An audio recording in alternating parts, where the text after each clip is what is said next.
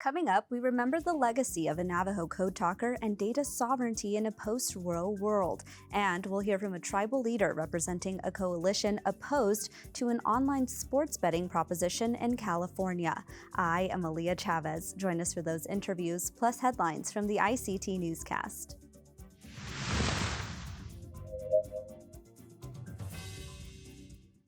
This program is made possible by the Corporation for Public Broadcasting, a private corporation funded by the American people. The Walter Cronkite School of Journalism and Mass Communication at Arizona State University is honored to be a supporter of Indian Country today. ASU offers the only online undergraduate digital media literacy degree, teaching students how to recognize and combat inaccuracies on all platforms. They are using cutting-edge tools and tactics to separate fact from fiction in a digital world overloaded with misinformation. Learn more at cronkite.asu.edu.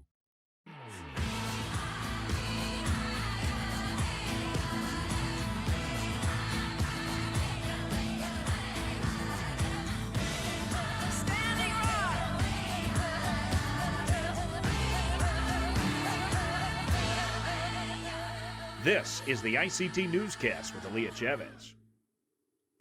Amirawa Hopa, thank you for joining us. In South Dakota, after claims of prejudice, one tribal nation is suing a county for what they say is diluting the Native vote. The Lower Brule Sioux tribe recently achieved a majority Native voter district for electing members of Lyman County's Board of Commissioners. However, the current board decided not to instate the landmark district in time for the November 2022 election. A delay by county leaders means this year's polling remains at large. It will exclude Lower Brule citizens from full participation in commission races for 2 election cycles until 2026. So the nation, along with several citizens, filed a Federal Voting Rights Act complaint. A federal district court will decide if the county must apply the new plan in this year's general election or delay its rollout. And continuing our voter suit coverage, in Montana, a judge has found a new state election law is unconstitutional. In the case, plaintiffs have argued the bills make voting more difficult for young people, Native Americans, the elderly, and those with disabilities. The law would have required people who turn 18 in the month before an election to vote in person. A district court judge has ruled this would deny the option to vote absentee, which violates the state's constitution. In the judge's ruling, they stated the law inconsistently subjects a subgroup of the electorate to different requirements. The judge declined to issue a summary judgment on 3 other election-related bills being challenged in part by tribal nations. The battle for residential school records could be heading to Canada's highest court. Survivors of the former St. Anne's Residential School in Ontario have applied to the Supreme Court to have their case heard. APTN's Fraser Needham has the latest. And I hang it up over my desk because it speaks to me. That's Evelyn Korkmaz talking about her lost childhood at the notorious St. Anne's Residential School. Korkmaz attended there from 1969 to 1972. And she wants to regain a part of that history by reading files that are currently denied to her. The Department of Justice said in a news conference that the reason why they're denying us is because we want to see all the IAP claimants' files. That's not true. I don't want to see someone else's file. That's personal. That's their story.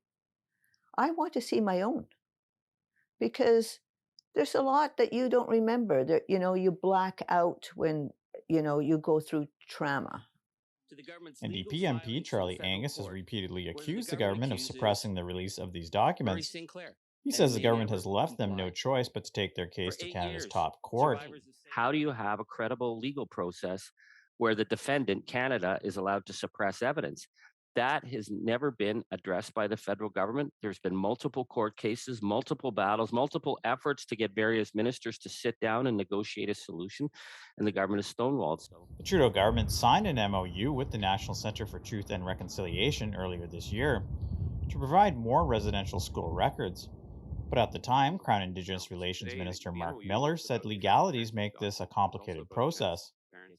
Angus says this should not be the case with St. Anne's records. But in the case of St. Anne's, these are a very specific set of documents that the government of Canada has had in their possession. They are the police interviews with witnesses. That's the police evidence of the crimes of notorious pedophile predators like Father Arthur Lavoie. For her part, Korkmaz says St. Anne's survivors just want the government to do the right thing. All we want is justice for, the lost childhood that we had. We had to grow up fast. We lost our innocence.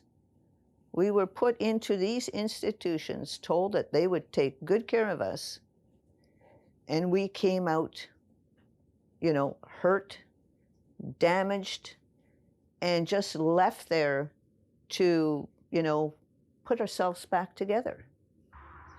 In an emailed statement to APTN, Mueller's office says it has complied with all court orders regarding independent assessment process documents for St. Anne's, and the courts have found Canada has met its disclosure obligations. Fraser Needham, APTN National News, Ottawa. And those are the headlines for the ICT Newscast. Coming up, sports betting is on the ballot in California. What does this mean for Native nations? And we remember the Navajo Code Talkers. But first, strengthening Indigenous governance.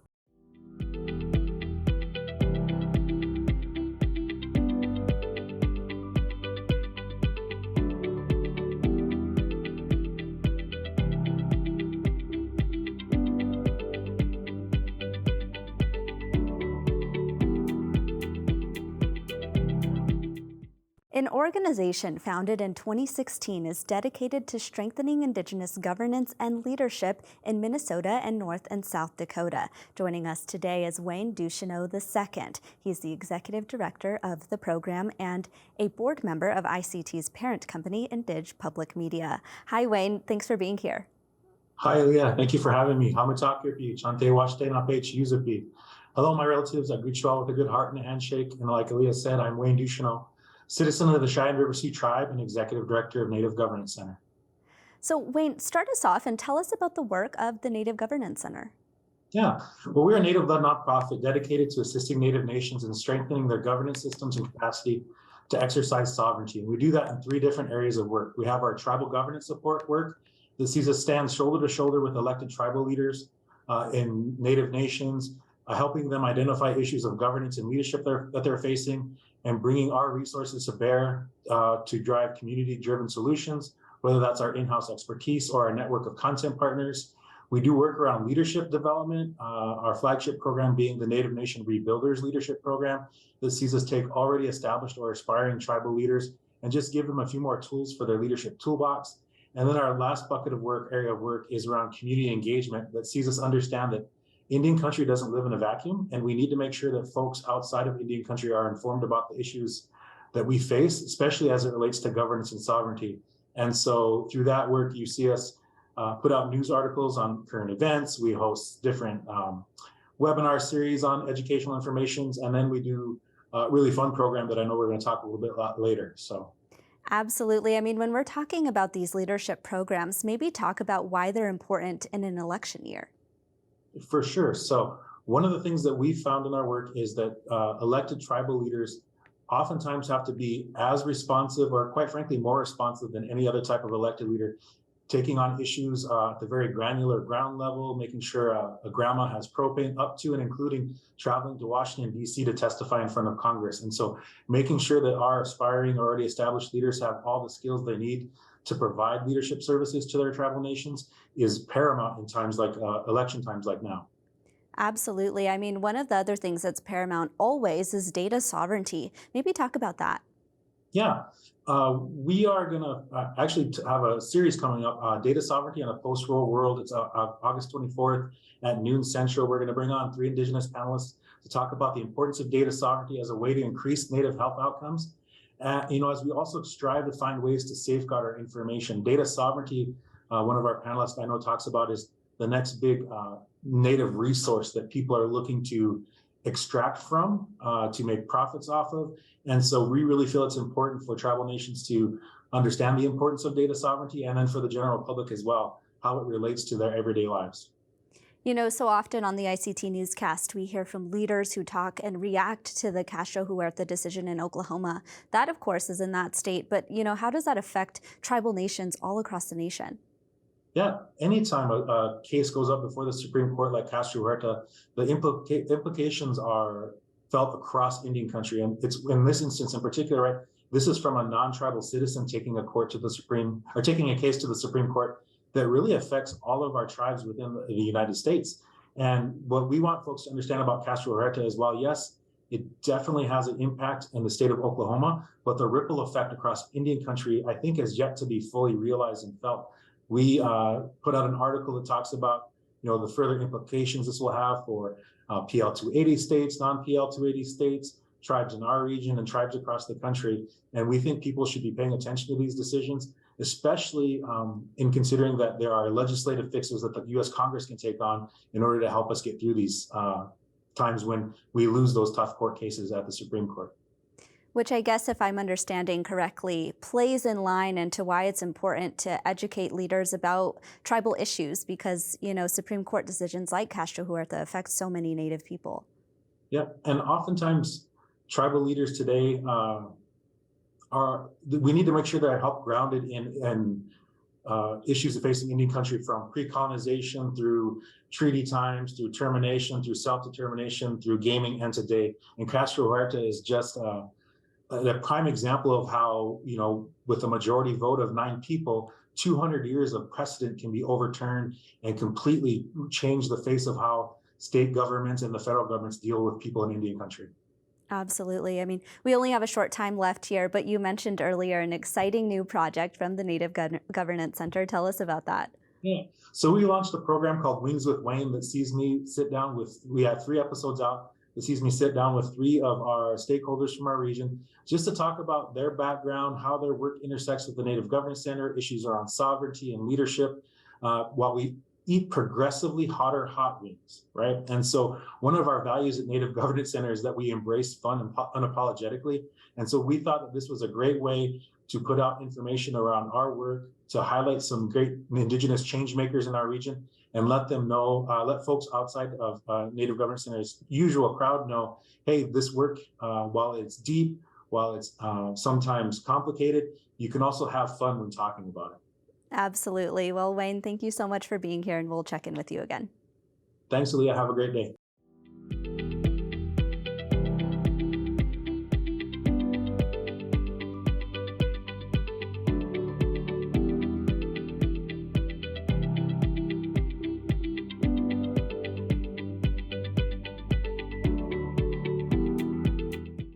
A huge campaign is going on in California that centers on tribes and online sports betting. It's a hot issue that's on the November ballot. Proposition 27 would allow online sports betting. This would open up sports betting to Californians who are 21 years and older, and that's a population of more than 23 million adults. Out of the more than 100 federally recognized tribes in California, only 3 support this proposition.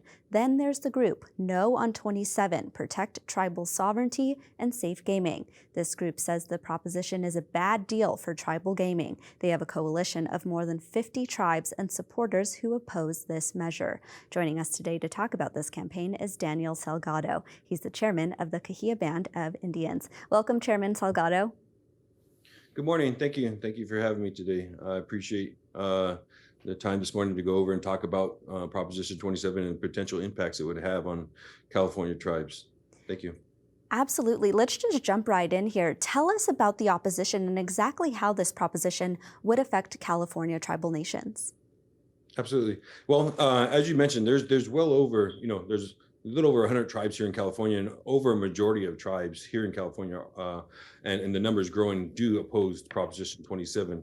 As the facts, as they learn more about the facts and the particulars and how it potentially affects them individually as tribes, the information is there, and obviously they go to a position of oppose. Only a few right now, as you mentioned, are standing with the corporate operators. But looking at this measure, it's created by some large out-of-state corporate operations to legalize sports betting, but mainly just for themselves.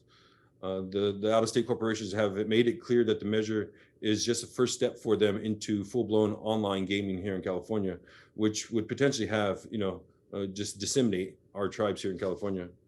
The measure itself, it breaks the promise that California's made with tribes when it passed Proposition 1A and back in around 2000, which it entrusted California tribes with the exclusive right for gaming.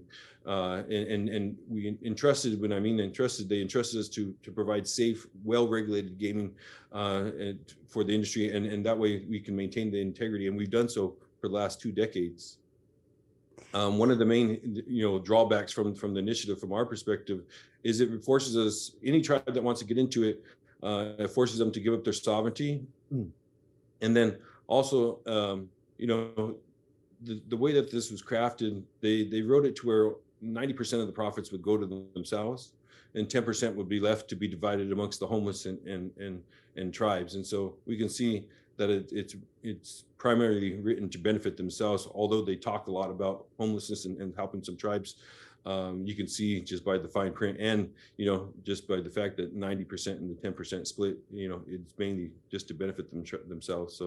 So it sounds like the revenue from sports betting would profit corporations and not tribal nations. Maybe talk about maybe other non-tribal groups who are opposed to this proposition as well. Yeah, there's a large list of organizations, elected officials that have came out and voiced opposition. Just recently, the Democratic Party, California Democratic Party, came out and unanimously voted to oppose this proposition. We expect the Republican Party to come out with its opposition as well pretty soon. But from veterans groups to homeless groups, we have actually more homeless groups opposing this than they have supporting their initiative. So it kind of goes to tell you, really, it's not a solution for homelessness. It's more of a solution, and they see it for themselves. California Teachers Association, it's just, the list goes on and on. Dozens upon dozens of organizations and elected officials are opposed to this because they see through it as well. Because California has the most tribal nations in the whole country, do you think that collectively having a voice will impact the sway that you can have on voters in November? What should we expect going forward? I believe so. We always say, and we always get told that there's strength in numbers, right? And having that unified, it helps clear up the confusion of potential, the voters when it comes October, November, when they cast their ballots. Having that unified voice, having that unified front is definitely beneficial. And a lot of California voters do want to side and assist and help out tribes, and so making it clear to them is beneficial. And so, absolutely. We only have about a minute left, but I'm wondering if you can speak to how other gaming tribes, not in California, but in other states, are maybe being brought aware about this issue, or maybe can you talk about what that response has been from other tribal nations around the country? Yeah, it's unique and different. Each tribe, while we definitely respect each tribe's sovereign rights to negotiate terms on their own, but what we have done here in California, obviously, and we encourage others to do in other states, is look at the initiatives as is written in other states. If they haven't got into it yet, try to learn from those, either the benefits or the mistakes that they've created, and write new law. And when it comes to time for your state to write new law into place that actually takes into consideration those lessons that have been learned from other states, such as this one. This one has many loopholes and allows them to do a lot of deductions to where even tribes in the homelessness fund won't realize the 10% tax that they put into the initiative. Absolutely. Well, Chairman, thank you so much. Absolutely. Thank you for your time.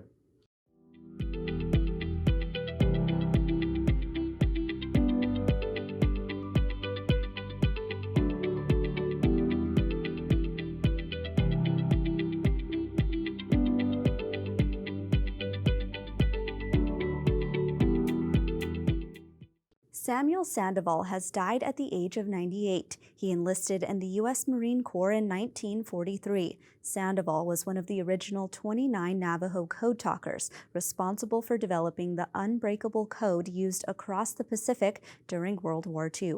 Journalist Shondine Silversmith wrote about this remarkable man, and she joins us today. Welcome, Shondine. Hi, thank you for having me. For our viewers who are needing some refresher, tell us about the Navajo Code Talkers and their role in World War II. Yes. So the Navajo Code Talkers were originated in 1942. There were 29 original Code Talkers that were recruited by the U.S. Marine Corps, and they participated in all assaults for the U.S. Marines led in the Pacific from 1942 to 1945. And their role is they use the Diné language to develop unbreakable codes to transmit between each other to help communicate during World War II. So it was really interesting because they were the most successful code talkers, and when the U.S. Marines realized how successful they became and how well these codes were transmitted, that's when they just started recruiting more. And then eventually over 400 Navajo men would be recruited as Navajo Code Talkers, and that included Sam Sandoval and the 3 remaining who are still alive, which include John Kinzel, Peter McDonald, and Thomas Begay. I mean, talking about the legacy of Sam Sandoval, as you mentioned, what kind of loss does this mean for the Navajo Nation and for Native people across the country? I think one of the things that a lot of people don't realize is that when the Navajo Code Talkers were discharged during World War II, they didn't get to talk about their service in the beginning. They had to keep it a secret until it was declassified. And even when it was declassified, a lot of them didn't want to talk about their service. None of them started coming forward until probably about the 70s or 80s to even start sharing their stories.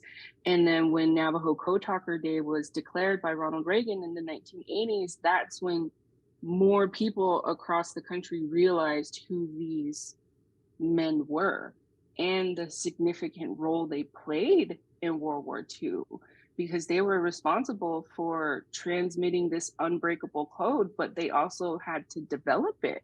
They developed this code themselves because there were no words in the Diné language to translate into tank or aircraft or any of those type of military terms or tactics. So I think when people understand who the Navajo Code Talkers are and start reading and learning about who they are and who they were, they'll realize that they played a significant role in history, and that in itself impacts the Navajo Nation because it represents who they are as a people and the role that they played in this country. Absolutely. What can you tell us about Sam Sandoval and his story? So Sam Sandoval, he passed away at 98, but he was 18 when he enrolled in the military in 1943. And one of the interesting things is he enrolled after he graduated from high school, but the only reason why he enrolled is because he had encounters with other Marines while he was out working. And that kind of inspired him to want to go enroll. So he jumped on a train and went to the recruiting depot and then got shipped off to California in 1943. And after he completed basic training, he said that him and all of the other Navajo men who were completing basic training were then gathered and taken to Camp Pendleton. And then when he entered the barracks, he saw all of these other Navajo soldiers, and it kind of didn't dawn on him until they all said, this is what you're going to be doing. You are going to be developing this Navajo code, and you are going to help them. So one of the things that he mentioned, he's all, when I walked into those barracks, he's all, those were the original 29 code talkers. They were there developing the code. And then when we walked in, we had to help them. He's all, so that was our goal. And he's all, and that did not occur to me. He's all, I didn't know that was what's going to happen. So and a lot of them kind of have that similar story. A lot of them enrolled in the military not knowing that they were going to be a Navajo Code Talker. I know that Thomas Begay said when he originally enrolled in the Marines, he wanted to be an air gunner, and then they transferred him to the Code Talker program, and then he's like, okay. So it's just really interesting. When I did the reporting at the time, there were 5 living Code Talkers that included Van de Veer, Sam Sandoval, Thomas Begay, Peter McDonald, and John Kinsel. And being able to sit down with all 5 of them at the time was amazing, just to hear their stories. It's kind of like just sitting down with your grandfather and listening to them talk about their life and share their stories. So it's something that I will remember for the rest of my life as a reporter, because it was really nice to just hear them share something that I'm sure they've told many people before, and still kind of feels the same for them. It feels good to be able to share, like, this is the role that I played in World War II, and it's nice to know that people still want to hear it. So, Absolutely. yeah. Well, I've loved learning about their story, and thank you so much for your reporting, Shondine. Thank you for having me. And that's a slice of our Indigenous world. For all the latest, visit ictnews.org. From all of us in the newsroom, stay safe, my relatives. I am Aaliyah Chavez. Sometimes you got to take a stand, just because you know you can. Oh, you got to run, you got to run.